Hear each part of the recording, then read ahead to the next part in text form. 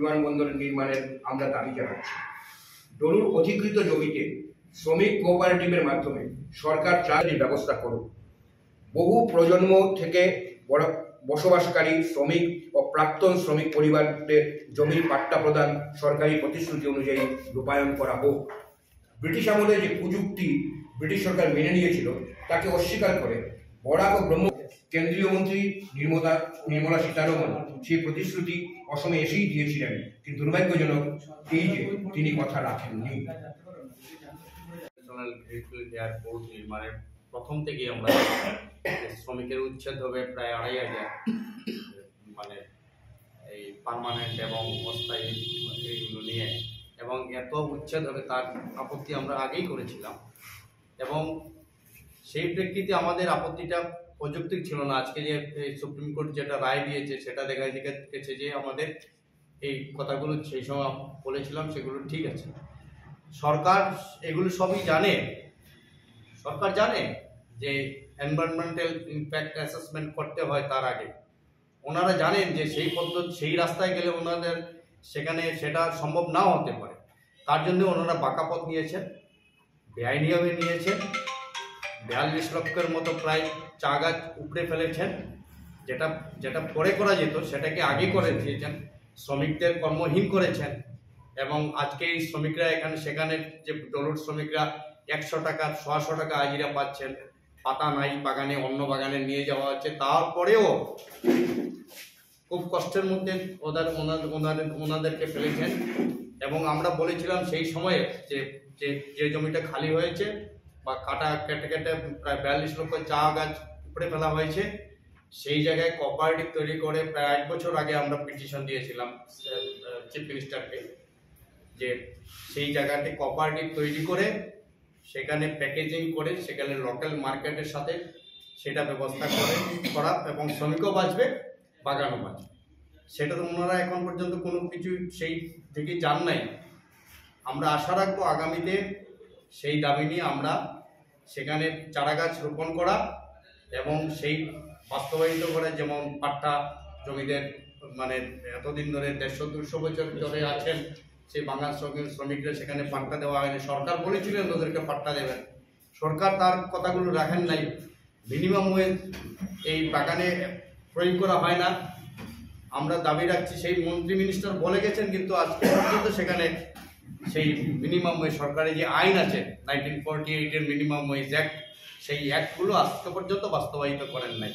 আমরা দাবি রাখবো আজকে যে সেইগুলো বাস্তবায়িত করুন, এবং যদি না করেন সেই হিসাবে আমরা সেই আন্দোলনে আবার অগ্রসর হব।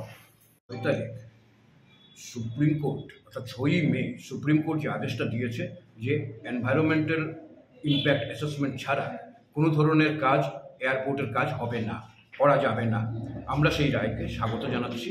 এবং এরই সাথে একটা কথা উঠে এসছে যে সোশিয়াল ইম্প্যাক্ট অ্যাসেসমেন্ট হতে হবে। সেই সোশিয়াল ইম্প্যাক্ট অ্যাসেসমেন্টটা অত্যন্ত জরুরি, কারণ যে কোনো একটা বিষয় যখন নতুন করে হয় তার একটা প্রভাব পারিবারিক সমাজের উপর পড়ে, এবং সেই সমাজের উপর যখন পড়ে সেই পড়ার সাথে জড়িয়ে থাকে তার সমাজনীতি এবং অর্থনীতি দুটো। কাজেই সম্পূর্ণ বিষয় নিয়ে কোনো স্টাডি না করে যে তড়িঘড়ি করে বুলডোজার লাগিয়ে যে গাছগুলো উপড়ে ফেলা হয়েছিল, এবং শুরুর থেকেই বাগানের শ্রমিকরা বলছিলেন এবং তার সাথে অসম মজুরি শ্রমিক ইউনিয়নরা বলছিলেন যে এই কাজগুলো অত্যন্ত অন্যায়ভাবে করা হচ্ছে, যে নিয়মটুকু আছে সেই নিয়মটুকু ধার থাকছেন না আপনারা শুধু ক্ষমতার দম্ভে আপনারা এই কাজগুলো করে যাচ্ছেন, সেটা অত্যন্ত গর্হিত কাজ। এবং একটা সরকার, কখনো নির্বাচিত সরকার, জনগণের প্রতি এই গর্হিত কাজটুকু করতে পারেন না, সেটা আজ সুপ্রিম কোর্টের রায় বেরিয়ে এসছে। আমরা তারই সাথে দাবি জানাচ্ছি, দুটো দাবি। একটা দাবি এয়ারপোর্ট হোক, আমরাও চাই এয়ারপোর্ট কাছাড়, করিমগঞ্জ, হাইলাকান্দির যে কোনো একটা জায়গায়, সুবিধামতো জায়গায়, যেটা পরিত্যক্ত জায়গা, যে জায়গাতে কোনো এনভায়রনমেন্ট হবে না, কোনো উচ্ছেদ হবে না, সেরকম একটি জায়গাতে করুন। সেরকম জায়গা রয়েছে, এবং সে কথা বলা যেতে পারে যে কথা বলা হচ্ছে যে একমাত্র ডলুকে বলা হয়েছিল, সেটা নয়। যে আপনাদের যেটা সার্ভে করা হয়েছিল সেখানে খরিল বাগানকেও বলা হয়েছিল, যেখানে ফিজিবল শব্দটা লেখা ছিল খরিলের ক্ষেত্রেও। আপনারা নিশ্চয়ই দেখে থাকবেন সে বিষয়টা।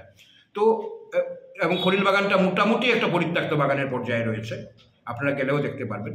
তো সেখানে হতে পারে অথবা অন্য কোনো কারণে হতে পারে, কিন্তু এটা যে লাভজনক প্রতিষ্ঠান, যে প্রতিষ্ঠানটা লাভ করে আসছিল প্রায় 46 কোটি টাকা লাভের বাগান ছিল 2022 পর্যন্ত, তারপর প্রায় 37 কোটি টাকা লসের জায়গায় চলে আসছে। মানে 46-এর তুলনায় যদি আমরা হিসাব করি তাহলে 37 কোটি টাকা কম লাভ করেছে এর পরের বার। সেটার অ্যাসেসমেন্ট কি, যে বাগানটা ধ্বংস হয়ে যাচ্ছে।